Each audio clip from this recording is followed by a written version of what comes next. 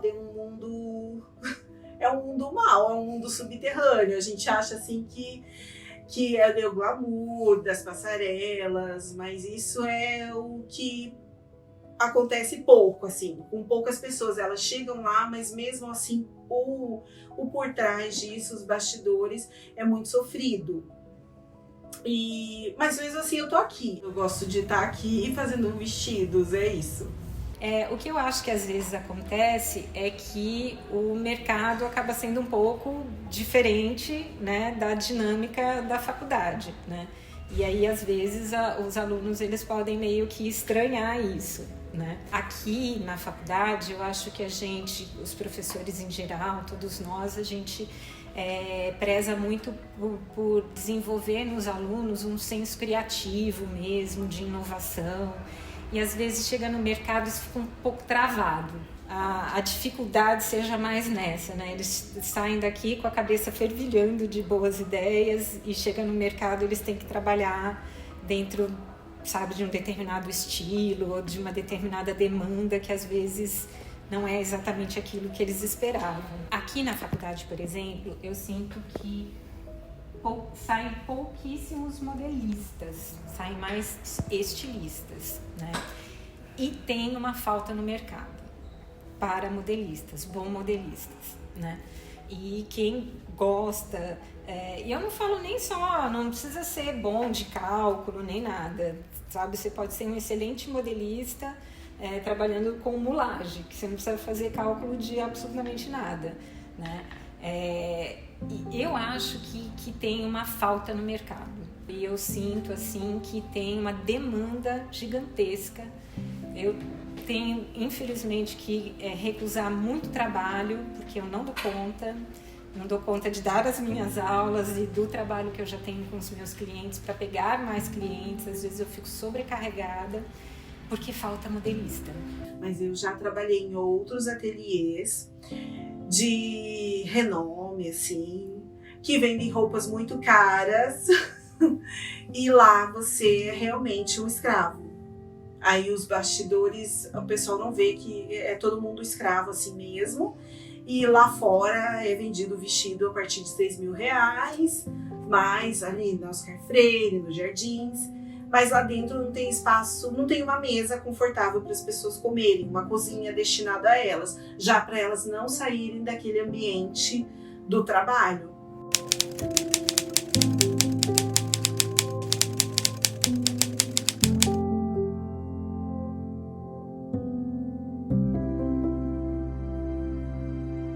Eu fiz todo um desfile para uma marca de cosméticos muito grande, ia ser um desfile num resort na Bahia. Eu fiz toda a direção criativa, eu modelei, eu gerenciei as costureiras e o meu nome não apareceu nem nos créditos e nem um muito obrigada. E aí foi onde eu falei que eu não queria mais trabalhar para a indústria e eu ia seguir carreira solo. Eu já tinha trabalhado por muito tempo em paralelo com empresas sendo costureira solo, mas aí eu realmente só comecei a trabalhar com isso. Quando você pensa assim, você vai trabalhar na marca de outra pessoa, você fica, meu Deus, vou ser desvalorizado, não vai ter meu nome em nada. Você fica tipo agoniado assim, de não ter algo seu, que você crie, que você tenha essa liberdade assim. Mas eu, tendo marca, hoje vou ser bem sincera, eu acho que eu prefiro trabalhar na marca de outra pessoa. Porque dá muito trabalho, apesar de você ter liberdade assim, você não é só estilista, você não é só modelista, você é tudo, sim, você vira empreendedor. Aí você também vai ser o contador de sua marca, você vai administrar, você vai ser o marketing, então acaba meio que você não faz só o que você gosta.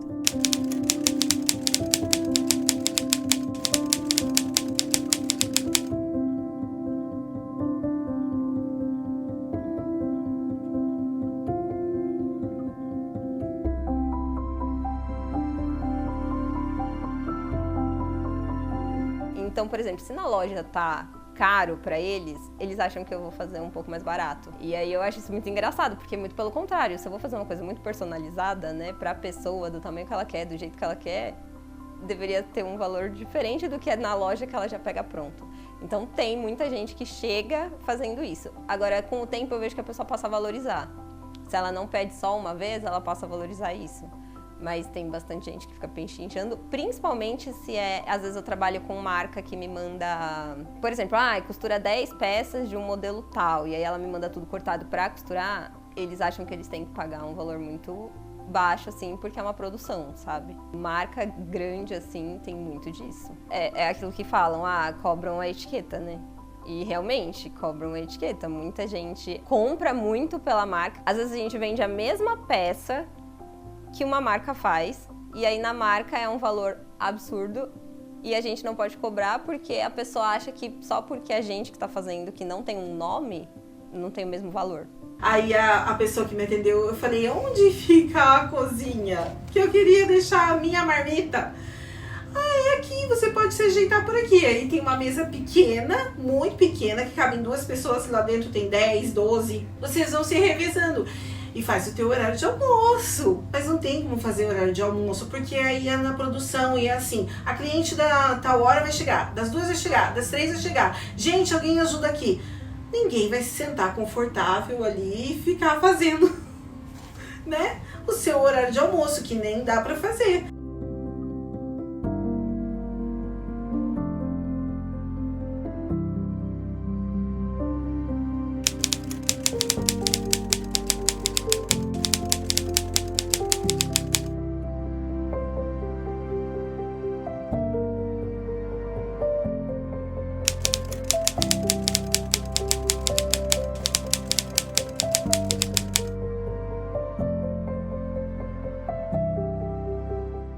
Então, tinha que ficar parada. Só para almoçar você podia sentar.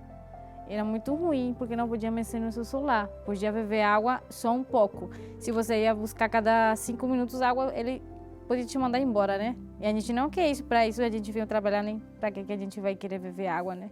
Ou se você tá fazendo rápido e do nada ele vem e grita para você, rápido, rápido, rápido. Você tá almoçando e falta ainda 3 ou 4 minutos para entrar, ele vai fazer uma bagunça aí pra gente fazer rápido os trabalhos. Se ele pedir pra vocês fazerem um dia 2.000 peças, você tem que terminar. Se você não terminar, você não vai na sua casa. É um trabalho bem exploratório mesmo. Aqui também tem muitos bolivianos e venezuelanos. Eles são mesmo o pessoal da produção, assim. Você chega e eles vão costurar 1.000 por hora numa máquina. Eles não sabem montar uma roupa, assim, do início ao fim, fazer modelagem. Não é expertise deles, mas eles são as pessoas que mais são chamadas para trabalhar nos ateliês.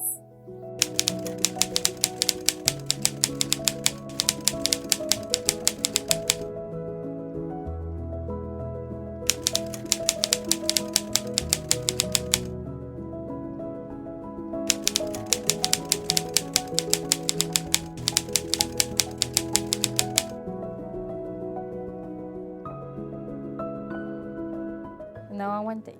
Aí comecei a tomar pílula forte para ficar bem. Comecei a tomar para não dormir, não sei, tipo uma coca, não sei, beber ele, para não dormir, porque, nossa, dá vontade de dormir. Só eu penso, quando eu trabalho, só penso dormir. E quando chega a hora de dormir, não dá, porque você de novo pensa nesse trabalho, o que vai fazer amanhã? Tipo, você é um burro, não sabe fazer nada, chato.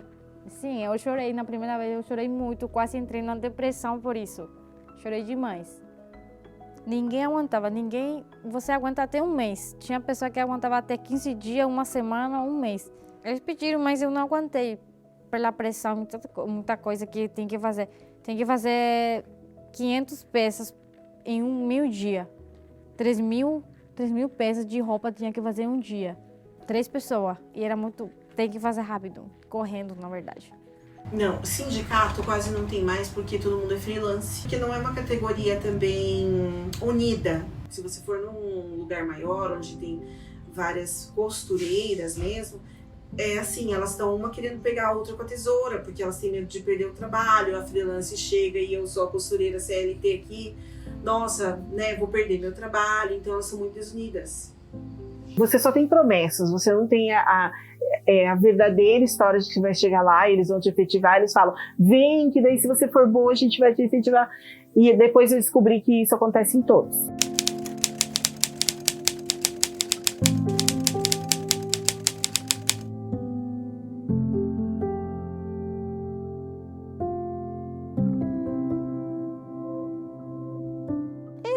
era 2.000, quase não dava nada. Que tinha aluguel, tinha um monte de coisa que pagar também. Não sei como aconteceu, mas ele falou tudo para mim que o valor era muito alto. Quando eu cheguei, tudo era mentira. O valor era bem pouco. Eu fui recontratada, né, por esse ateliê, que eu já tinha sido meu primeiro emprego, 10 anos depois, para ser estilista e modelista. E quando eu cheguei no ateliê, o primeiro salário já foi menor do que o combinado. Eu saí de Florianópolis e voltei para o interior do Paraná para trabalhar nesse lugar. Sabe, as meninas que trabalhavam de costureira lá comigo, era nítido que elas se sentiam muito menos do que as meninas que atendiam lá em cima. E aí, quando o nosso salário estava atrasado, eu sentei em cima da mesa de corte e falei assim, então, pessoal, a gente só vai costurar quando a gente tiver uma resposta sobre o nosso salário. Elas têm mais dificuldade de viver disso, né? Não é muito valorizado e acaba que elas precisam cobrar um valor muito inferior. Então é mais complicado pra viver, né? Dessa forma. Acabam que elas não trabalham só com isso. Sempre precisa ter outras coisas, outros trabalhos. E às vezes pegar muito trabalho para conseguir sobreviver. Hoje eu consigo viver. Hoje eu consigo viver, apesar de eu me cobrar demais e sempre achar que eu tenho que fazer melhor, sabe? Ou mais. E às vezes passo perrengue? Passo, nossa, muito. Às vezes a gente acha que o mês vai ser ótimo, não é. E aí você fala, puta, como que eu vou fazer fechar o mês? Tanto é que eu não trabalho só com costura, né? Porque se fosse só com costura ia ser muito melhor. Eu sou de Curitiba, fica no Paraná, né? Só que lá, quando eu me formei no ensino médio, o primeiro curso de moda que abriu era numa faculdade particular e eu não tinha condições de pagar. Existia já um curso na UEL, que é a Universidade de Londrina, né? Que não era particular, mas eu era muito jovem, como que eu ia me manter, ou até mesmo medo de ir para outro lugar. Então eu sempre olhava tudo que tinha aqui de São Paulo, que era o must, assim, o point. Só que eu não pude fazer a faculdade de moda. Então eu fui fazer a faculdade de artes, mas eu fui triste, porque eu achava, não era isso. Só que hoje, mais velha, eu entendo que a arte tem tudo a ver, o processo investigativo, o processo criativo, a pesquisa. Mas em questão de, quero ser modelista, quero ser costureira, não é um curso que vai te tornar isso. Sempre tem um professor ou outro que fala, vai ser muito legal se vocês souberem fazer isso, vai ser um diferencial muito grande. E quando eu falo para algum professor assim, eu quero seguir na área da modelagem, é um susto, meu Deus, que brilha muito mais o olho você falar que, eu sou estilista, sou diretor criativo. Então, todo mundo quer mandar, a maior vontade, assim, mandar, delegar, não fazer de fato. Então, isso é muito mais comum do que, vou costurar, vou modelar. Em aula, não, assim, não tem uma matéria, hoje vamos aprender a costurar, não. Mas é uma oficina, assim, você pode ir na oficina de costura e pedir para o técnico te ensinar. Mas é critério, assim, não tem uma aula.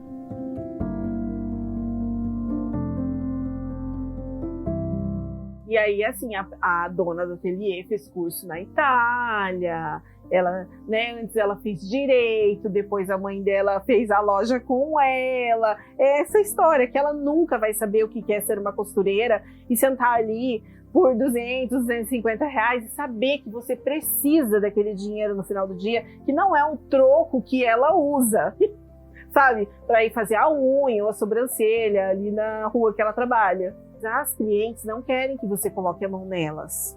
Então você tem que ir com todo o tato, com licença. E literalmente, assim, com a cabeça até mais baixa, porque assim, elas não gostam de você ali. E elas te dão ordens. Mas até que horas que tem alguém aqui para fazer meu vestido, para ajustar meu vestido? As funcionárias trabalham até assim. Mas hoje eu quero meu vestido, ela só fala isso. E eu compreendo, porque ela tá pagando, ela tá exigindo o valor que ela tá pagando naquilo ali. Elas são muito distantes da realidade de quem tá trabalhando no vestido dela. Se não houver, por parte até das próprias confecções, uma valorização, e eu falo financeira mesmo, né, de pagar melhor, né, porque não é um trabalho fácil. né? Pode pensar assim, costurar é só colocar 2 paninhos juntos, sabe? Você tem que ter um raciocínio lógico do que você está fazendo. Você tem uma sequência operacional, sabe? Assim, existem as costureiras operadoras, né? Que elas trabalham numa linha de produção, e existem as costureiras piloteiras. As piloteiras são aquelas que vão pegar uma peça do zero, cortada, e elas vão pensar ali da onde que começa e como termina, entendeu? Junto, às vezes, com o modelista, às vezes sozinhas. E é um trabalho intelectual, sabe? Que fala assim, mas é uma costureira. Mas não, tem um raciocínio ali, né? E aí não é valorizado, sabe? Assim, quantas horas ficam as costureiras, às vezes, numa máquina de costura? Assim, elas têm lesões por causa disso. Os modelistas também, sabe? Eu tenho cirurgia já de pulso, de tesoura, né? E assim, e não só físico como intelectual, né? E aí, às vezes, o que eu vejo muito hoje, o pessoal às vezes comenta, às vezes as filhas das costureiras preferem trabalhar com telemarketing do que aprender o ofício da mãe, né? Assim, eu ainda quis aprender o ofício da minha, né? E eu falo, nasci no lugar certo com a mãe certa, porque daí eu aprendi, né, uma coisa que eu amo, né, assim, até os meus alunos, eles sabem disso, assim, eu faço o que eu amo, né, assim, eu dou aula de uma coisa que eu gosto, né, mas infelizmente isso não está tendo, né, uma continuidade, infelizmente, né.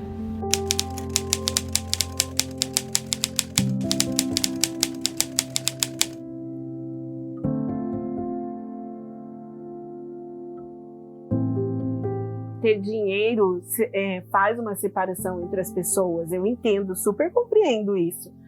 Só que eu faço um trabalho que as outras pessoas precisam. E eu sou um ser humano, como elas. Eu sinto a mesma dor. Eu sinto fome, igual. E aí, quando eu falei para elas, meu filho estuda no mesmo lugar. E ela falou assim pra mim, não, acho que você não entendeu direito, porque eu estudo na PUC. E eu falei, é verdade. Assim pra ela. Até que ela conheceu meu filho, hoje eles se seguem no Instagram, né? Então, só porque eu sou uma costureira, ela já sabe, e é um trabalho digno. Ninguém vive sem um trabalho desse, assim como ninguém vive sem a pessoa que limpa, né, a rua para nós. Mas isso acontece muito, isso acontece bastante. O designer, o estilista, ele é a cara da peça e ele representa a equipe dele. Mas assim, não aparece o nome das costureiras, não aparece o nome, em muitos casos, dos modelistas, né? Já tive clientes meus, estilistas, que faziam questão de colocar o nome da gente, sabe? E assim, tenho eles no coração até hoje, porque realmente foram alguns poucos que fizeram isso. A maioria não apresenta essa outra parte, mas alguns têm sim a boa intenção de mostrar que tem uma equipe por trás, né? Mas assim, e uma parte muito legal também é eu começar com uma